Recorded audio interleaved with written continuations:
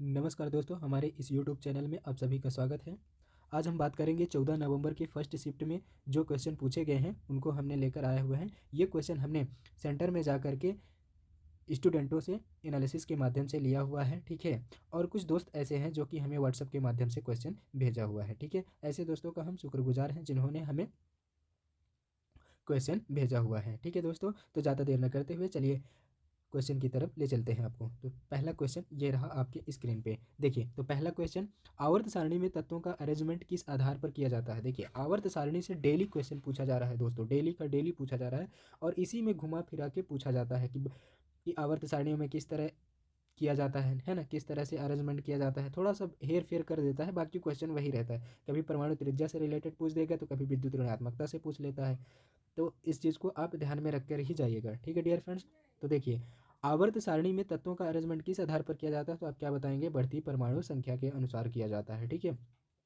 आवर्त सारणी में तत्वों को उनकी बढ़ती परमाणु संख्या के आधार पर व्यवस्थित किया जाता है। इसका मतलब है कि तत्वों को उनकी परमाणु संख्या के बढ़ते क्रम में 36 पंक्तियों में रखा जाता है, ऐसे, ठीक है। 36 का मतलब क्या होता है, जमीन के समांतर, ठीक है। और ऊर्ध्वाधर का मतलब होता है ऊपर से नीचे, ठीक है।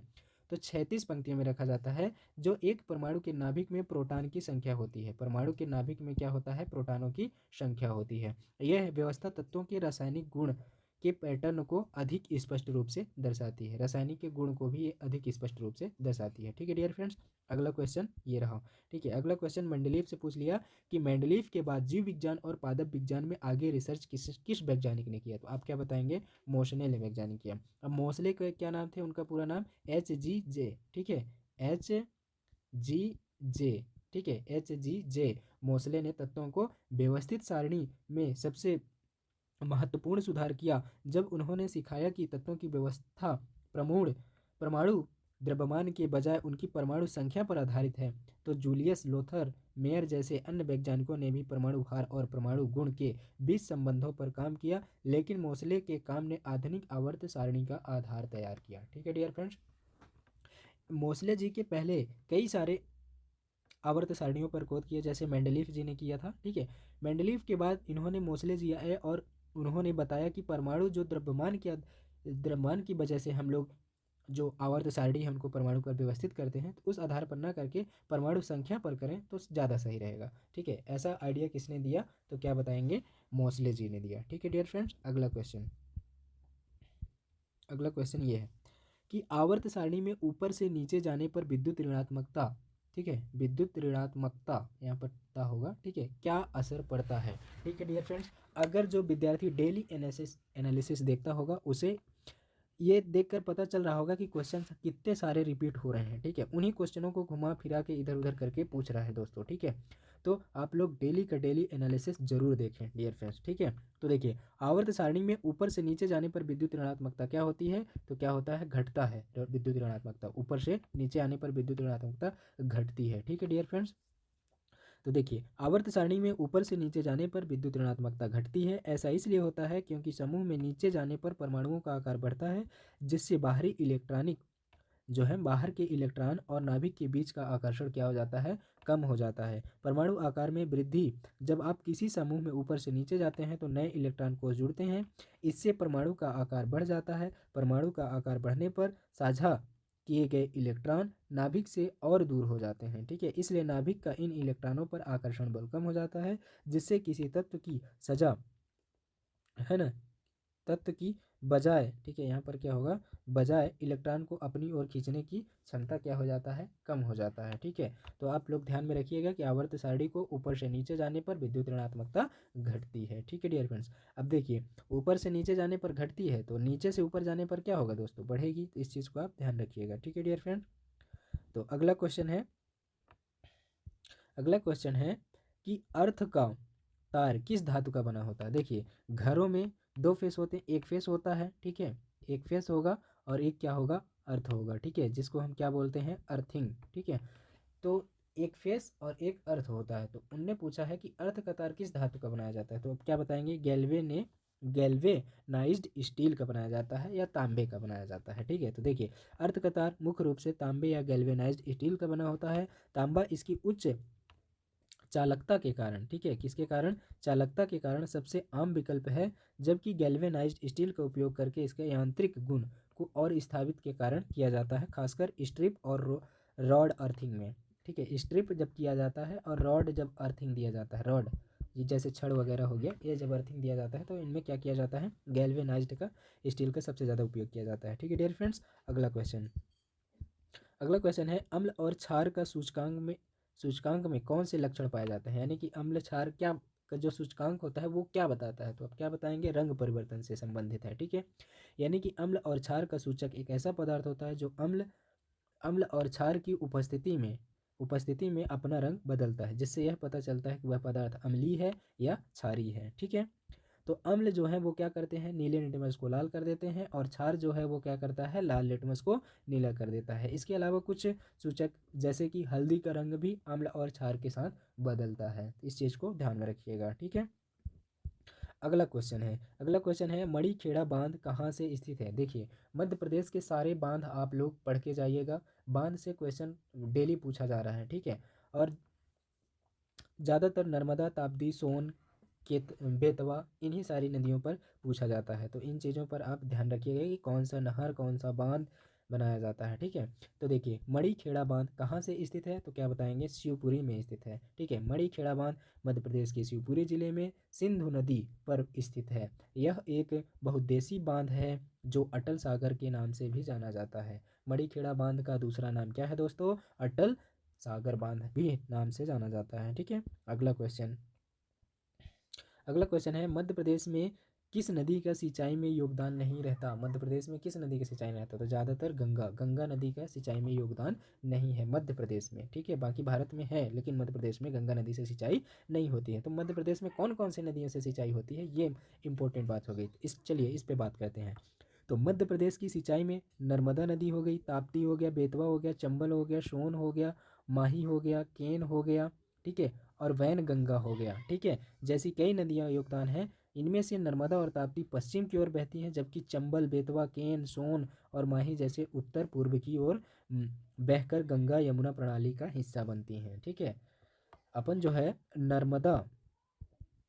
नर्मदा और ताप्ती ये दो जो है पश्चिम की ओर बहती हैं, लेकिन चंबल, सोन, बेतवा, केन और माही नदी ये जैसे क्या है, उत्तर से पूर्व की ओर बहती हैं और यमुना प्रणाली की सहायक नदी बन जाती हैं। ठीक है, इन नदियों पर बांध और नहरें बनाकर सिंचाई की जाती है। ठीक है डियर फ्रेंड्स, तो गंगा नदी से मध्य प्रदेश में सिंचाई नहीं की जाती है।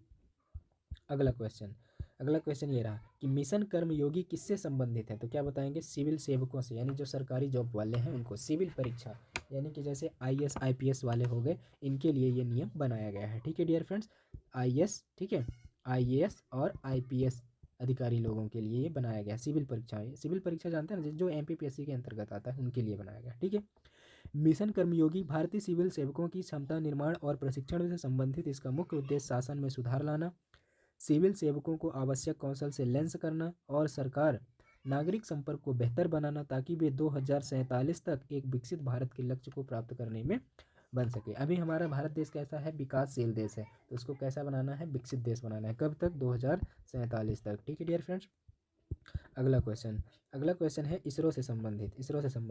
इसरो के नाविक सैटेलाइट का उपयोग किस लिए किया जाता है, ठीक है, नाविक सैटेलाइट का उपयोग किस लिए किया जाता है, तो क्या बताएंगे, नेविगेशन के लिए। किसके लिए, नेविगेशन यानी सर्च के लिए किया जाता है। इसरो का नाविक भारतीय क्षेत्रीय नेविगेशन उपग्रह प्रणाली, इसका हिंदी नाम है भारतीय क्षेत्रीय नेविगेशन उपग्रह प्रणाली, मुख्य रूप से भारत और इसके आसपास के क्षेत्रों के लिए सटीक नेविगेशन, स्थिति निर्धारण और समय सेवाएं प्रदान करने के लिए उपयोग किया जाता है। इसका उपयोग नागरिक अनुप्रयोगों जैसे कि वाहन ट्रैकिंग, आपदा प्रबंधन जैसे बाढ़ हो गया, भूकंप हो गया, इसके लिए, स्थल हवाई जहाज़ों के लिए, समुद्री नेविगेशन, समुद्री जहाज़ों के लिए किया जाता है, सैन्य सुरक्षा यानी सैनिक के भी प्रयोग में किए जाते हैं कि कहाँ पर हमारा दुश्मन छुपा है, कहाँ क्या है और कौन सा हमारा सैनिक गुम हो गया, उसके लिए भी किया जा सकता है। ठीक है डियर फ्रेंड, अगला क्वेश्चन, खंडवा में हनुमंतिया टापू की कुल दूरी कितनी है, तो क्या बताएंगे, 50 किलोमीटर। तो 50 किलोमीटर तक लगभग दूरी है। खंडवा से हनुमंतिया टापू की दूरी लगभग 50 किलोमीटर है। दूरी खंडवा रेलवे स्टेशन से है, जो यह दूरी नापी गई है ना, 50 किलोमीटर जो बताया जा रहा है, तो यह खंडवा स्टेशन से लिया गया है। ठीक है, इस रास्ते से हनुमंतिया पहुंचने में आमतौर पर लगभग 1 घंटे का समय लगता है। ठीक है डियर फ्रेंड्स। अगला क्वेश्चन है, खंडवा में कौन सा बांध स्थित है? तो खंडवा में 2 बांध स्थित हैं। कौन कौन से? इंदिरा सागर बांध और ओंकारेश्वर बांध स्थित है। ठीक है, ओमकारेश्वर बांध और खंडवा बांध है। ठीक है, खंडवा में 2 प्रमुख बांध हैं, इंदिरा सागर बांध और ओंकारेश्वर बांध। दोनों नर्मदा नदी पर स्थित हैं। इंदिरा सागर बांध भारत में सबसे बड़ा जलाशय है। ठीक है, जलाशय यानी जल धारण करने वाला बांध है। ठीक है, जबकि ओंकारेश्वर बांध सिंचाई के लिए पानी उपलब्ध कराता है। इंदिरा सागर बांध मध्य प्रदेश के खंडवा जिले में नर्मदा नदी पर स्थित है। इंदिरा सागर कहाँ है? खंडवा जिले में। और कौन सी नदी पर? नर्मदा नदी पर स्थित है। ओंकारेश्वर बांध जो है वो कहाँ है? ये भी खंडवा जिले में है, मांधाता के ठीक ऊपर, और ये नर्मदा नदी पर स्थित है, यानी कि दोनों नर्मदा नदी पर ही स्थित हैं। ठीक है डियर फ्रेंड्स। अगला क्वेश्चन, 2011 की जनगणना के अनुसार किस राज्य की साक्षरता दर सबसे कम थी? तो क्या बताएंगे? बिहार। तो 2011 की जनगणना के अनुसार किस राज्य की साक्षरता कम है? तो क्या बताएंगे? बिहार। ठीक है, 2011 की जनगणना के अनुसार बिहार राज्य में सबसे कम साक्षरता दर थी। लगभग कितनी थी? 61.8% थी। इसके बाद अरुणाचल प्रदेश में सबसे कम साक्षरता दर्ज की गई थी, जो कि कितना था? 66.95। अगर आने वाला एग्जाम पूछ ले कि साक्षरता दर केंद्र शासित प्रदेश दादर और नगर हवेली की कितनी थी, तो क्या बताएंगे? 76 पॉइंट, सबसे कम वाला है। ठीक है डियर फ्रेंड्स, इसको याद रखिएगा।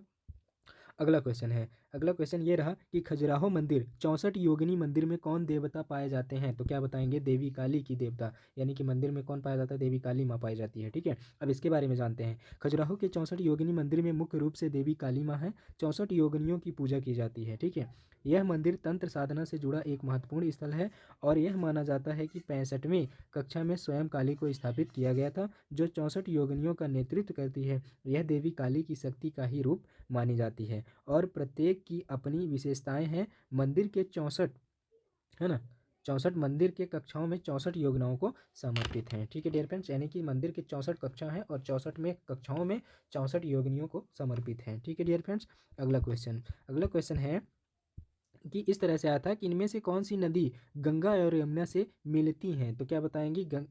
4 ऑप्शन थे, चंबल, बेतवा, सोन और केन थे। ठीक है डियर फ्रेंड, तो कौन कौन से नदी थे? चंबल, बेतवा नदी यमुना में मिलती हैं, जो बाद में गंगा नदी में मिल जाती हैं। सोन नदी एक ऐसा है जो सीधे गंगा में मिलती है, तो इसका सही आंसर क्या हो जाएगा? सोन हो जाएगा। ठीक है डियर फ्रेंड्स, जिन विद्यार्थियों ने सोन नदी लगाया होगा उनका सही हो गया होगा। ठीक है, संविधान का ब्लूप्रिंट किस एक्ट को माना जाता है? तो क्या बताएंगे? भारत सरकार अधिनियम 1935 को ब्लूप्रिंट माना जाता है, क्योंकि सबसे पहले ये अधिनियम बना था 1935, और इससे ज़्यादा संविधान का जो है ना, संविधान का विस्तृत रूपरेखा जो है इससे सबसे ज़्यादा मिलती जुलती है, इसीलिए इसको क्या बोला जाता है? संविधान का ब्लूप्रिंट बोला जाता है। ठीक है डिफरेंट, और इसी में द्वैध शासन की शुरुआत भी हुई थी। क्या हुई थी? द्वैध शासन की शुरुआत हुआ था। ठीक है डियर फ्रेंड्स। अगला क्वेश्चन ये रहा आपके स्क्रीन पर कि 1847 से 1856 तक किस मुगल सम्राट ने अपने दरबार में कत्थक करवाया था? ठीक है, कत्थक जो नृत्य है वो किसने करवाया था? तो क्या बताएंगे? वाजिद अली शाह थे। कौन थे? वाजिद अली शाह थे, जो कि कत्थक करवाते थे। ठीक है, अब इनके बारे में जानते हैं। 1847 से 1856 तक वाजिद अली शाह ने अपने दरबार में कत्थक का संरक्षण और प्रचार किया। हालांकि वे अवध के नवाब थे, ना कि मुगल सम्राट, जैसा कि आप पूछ सकते हैं। वह कत्थक के एक प्रमुख संरक्षक थे और उन्होंने इस शास्त्रीय नृत्य के विकास में महत्वपूर्ण भूमिका निभाई। अवध के नवाब अली शाह 1847 से 1856 तक अवध के अंतिम नवाब थे। ठीक है डियर फ्रेंड्स, अगला क्वेश्चन ये रहा कि फूट डालो और शासन करो किस एक्ट को माना जाता है? तो क्या बताएंगे? चार्टर एक्ट, जो एंग्लो क्या बोला जाता है, मिल्टो, मार्ले मिल्टो सुधार को क्या बोला जाता है? फूट डालो, यानी कि मार्ले मिल्टो में ही 1909 में क्या मार्ले मिंटो सुधार में क्या आया था? फूट डालो और राज करो, ऐसा आया था। ठीक है डियर फ्रेंड्स, तो देखते हैं 1909 का भारतीय परिषद अधिनियम, जिसे मार्ले मिंटो सुधार, फूट डालो और राज करो की नीति के कारण माना जाता है, क्योंकि इसने पहली बार मुसलमानों के लिए पृथक निर्वाचन क्षेत्र की शुरुआत की, जिससे सांप्रदायिक विभाजन को बढ़ावा मिला। इस अधिनियम के तहत मुस्लिम सदस्य केवल मुस्लिम मतदाताओं द्वारा चुने जाते हैं, जिससे अलगाववाद की नई पीढ़ी पड़ी, नई शुरुआत हो गई। ठीक है डियर फ्रेंड्स, अगला क्वेश्चन, चंद्रमा के चारों तरफ धुंध किस वजह से दिखाई देती है? जो चंद्रमा ऐसे होती है उसकी तरफ ऐसे धुंधलापन क्यों दिखाई देता है, वो आपको बताना था। तो चंद्रमा के चारों ओर धुंधला धुंध पाया जाता है, इसी को हम क्या बोलते हैं, प्रभा मंडल। क्या बोला जाता है, प्रभा मंडल बोला जाता है। उच्च ऊंचाई वाले शीश बादलों में मौजूद बर्फ के क्रिस्टल के कारण दिखाई देता है। यह क्रिस्टल चंद्रमा से आने वाले प्रकाश को परिवर्तित और परावर्तित करते हैं, जिससे एक गोलाकार घेरा बनता है। यदि वातावरण में मौजूद पानी की छोटी बूंदें हों तो यह प्रभाव एक धुंधला रंगीन को कोरोना की जैसे दिखाई देता है। ठीक है डियर फ्रेंड्स, तो आज के क्वेश्चन यही रहे। अगर वीडियो अच्छी लगी हो तो वीडियो को लाइक कमेंट शेयर जरूर करें, और जिन विद्यार्थियों का पेपर बचा हुआ है उन तक पहुंचाने का कष्ट करें। जय हिंद, मिलते हैं।